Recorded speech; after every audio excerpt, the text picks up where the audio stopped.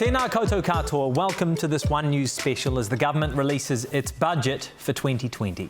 These are extraordinary times and the response to COVID-19 dictates much of the spending plan in today's document. Now in a few minutes we're going to take you to the debating chamber at the Beehive as Finance Minister Grant Robertson makes his budget address. And over the next few hours we will speak with political leaders and analysts. But first, journalists and economists have been analysing the budget detail in a secure lockup with Treasury officials. Our political editor Jessica Much-Mackay was in the lockup and is with us now. Kia ora, Jess, give us the top lines from the 2020 budget. Let's start with the big one, $50 billion in a pot of money, and that'll go to helping us recover from COVID-19. Now, $30 billion of that has been spent already. $20 billion, Grant Robertson is keeping off to the side, and he'll announce exactly how he's going to spend that at a later date. Let's go through some of the stuff that he's announced today where he is spending that money. First up, the wage subsidy scheme designed to help businesses get through COVID-19, helping them... That's astonishing. Hey, thank you so much, Jess. We really appreciate those top lines. We're going to go straight to the House now where Finance Minister Grant Robertson is making his address. At the time, this was one of the largest responses on the planet, some 4% of GDP. I said then it was only the beginning of our response, and today we take further steps in Ngā mihi kia koe. Thank you for your time. That is National's finance spokesperson Paul Goldsmith. A repeat of the key points from the government's Rebuilding Together budget now. The government has allocated $50 billion in a response and recovery fund for COVID-19 for food bank assistance.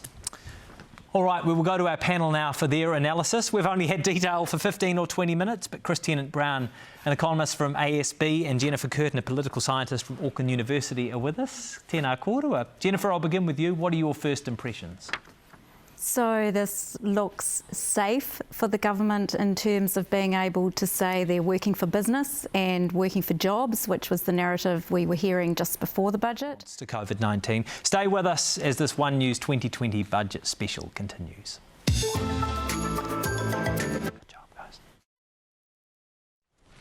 Hoki mai anō, welcome back to this One News budget special as we go through the detail of the 2020 so-called Rebuilding Together budget. Finance Minister Grant Robertson is just wrapping up his address.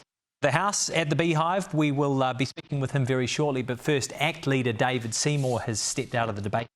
Tēnā koe, thanks for the budget. Hey, thank you very much, Jack, and you'll have to excuse me, I didn't quite hear the question there. What is your reaction to the budget? Oh, look, sadly predictable. I think what is missing is imagination. So you've got a lot of throwing money at introduce and infuse our domestic market. But if this isn't enough to actually bring back on our international market, then I think we need to be encouraging this government to actually lift in that particular area.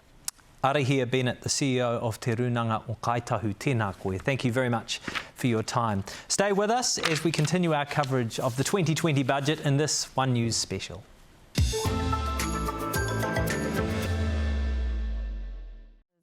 For women in many of the sectors that have been highlighted as targeted for infrastructure rebuild. Well, thank you so much for your time and insights. You are the first guests in the One News studio for almost 2 months. Chris Tennant-Brown from ASB and Professor Jennifer Curtin from Auckland University. Kua mutu.